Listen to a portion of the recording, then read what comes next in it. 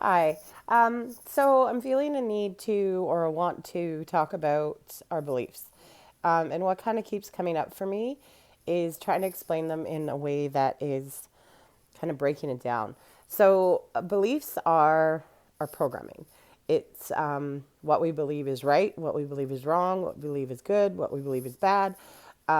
It's kind of the operating system that we run on. And for most of us, we're not even aware that we have this operating system. But they're also the dark side of that is that they are also why why we judge ourselves, why we judge others, why we most of us struggle to love ourselves because we have these rules in place. So I think the easiest way to kind of explain it is to break it down. So let's say you have a belief that, cleanliness is next to godliness, let's say. So that's something that we always hear in society. And so the belief is that to be clean and have a clean house and look clean and tidy is good. So everything outside of that is bad. So if your house is dirty, if your table's a mess, if you are not done up properly, then you're bad in kind of your mind. So saying it like that, I know lots of people be like, well, I understand I'm not bad. But the thing is our belief systems come from our unconscious. So it is not that we rationally go, oh, my table's not clean or I have a messy house right now. That's okay.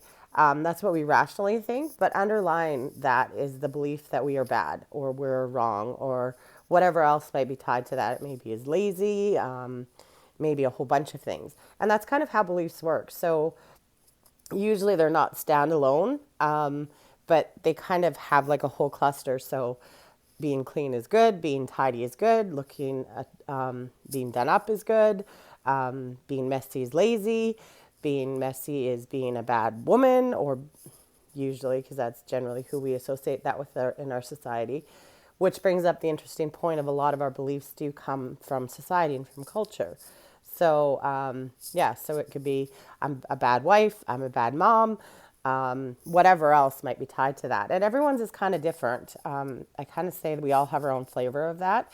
But underlying all those beliefs then are the judgment of if your house is not tidy and clean, then you're a bad person, which is not worthy of love. If you're not dressed up and don't have the newest clothes, then again, not worthy of love because you're not a good person. So that's kind of how our beliefs play. And what we do when we come to realize this, then we have a choice and we can go, does being not a clean person or being untidy make me a bad person? And we can consciously go through that. And obviously, no, because we all would prefer to have nice, clean, tidy houses. But sometimes life happens. Sometimes things are busy. I hear this, with people who have little toddlers, and they're like, oh my goodness, my house is so messy, I'm sorry. And it's like, but you have kids and your life is busy and chaotic, and that's okay. And the thing is we project and we think everyone's judging us on that, but really it's because we're judging ourselves on that. And a way to kind of clue us in that we have a belief is if we do judge other people on that. And lots of times we don't like to admit that. Lots of times we think judging others is bad. It's not the nicest thing and it's not coming from love, but it's a really good sign that what you are judging someone else about is what you're judging yourself. So let's say you go to your friend's house and you kind of have this thought, ooh, her house doesn't look very tidy. She must be in a bad place. That's that underlying belief again that, cleanliness is the best. And so you're judging her, which is what you do to yourself. So when you walk in your house and you go, oh, I'm such a lazy person, I can't believe my house isn't clean. And the thing is not that we have to change that because, again, if you want to be a clean person, that's okay. But the difference there is you want to be. When we're operating on a belief in our unconscious, then we don't feel like we have a choice. We just judge ourselves automatically if we're not. But if we're aware of it, we can go, oh, you know what? I've had kind of a crappy week and things have been going on and my house isn't clean. And that's okay. I'm still a good person. I'm still worthy of love. I'm still okay. And that's the bonus or that's the joy of understanding how our mind works, of understanding our beliefs, of understanding and bringing them into awareness. Because when they're operating in the subconscious, we just have the judgments and we just judge ourselves and then we keep judging ourselves and it just keeps getting bigger and bigger. But when we have awareness and you walk in the house and go, oh, I'm lazy, you can go, no, I'm not. I'm okay. I'm a good person. My house is not tidy and I'm okay with that. And you can let that go. And the same thing then, if someone makes a comment to you or, says, wow, your house isn't very clean or, something going on, you can go, yeah, I've kind of had a bad week. So I didn't really feel like cleaning or I didn't have time to clean or whatever it is. And it's not that you're making excuses, but you're not judging yourself anymore. And you're not making it a rule to be acceptable or making it a rule to be lovable or making it a rule to be worthy. That's important to you and it didn't flow this time or it didn't work out this time. And so you can let it go. And so you let all those judgments go and you let all those rules go. So the barriers to self-love and the barriers, which is the barriers to loving others, are kind of released. And that's why it's so important to get to understand how your mind works and where these things are coming from. Because again, if they're just operating underneath in the subconscious, then we don't know and we just instantly feel, or we might even not be aware of the thoughts, or we might be aware of the self-talk, which is kind of the first step, is being aware of the self-talk. But we might just come home and just feel grumpy and angry and tired and all of these feelings because that belief is running underneath us. And self-talk, like I said, is usually quite negative. It's judgmental. It's really goes to the core of you're not a good person because your house isn't clean. Is pretty much the subtitle of it. And that brings up anger in us and frustration and stress and overwhelm. And so I think the important thing or the most beneficial thing is the invitation that you get, first of all, when you judge yourself or when you judge others, to look deeper. Look at it. What is the rule that's operating here? What is this saying about me?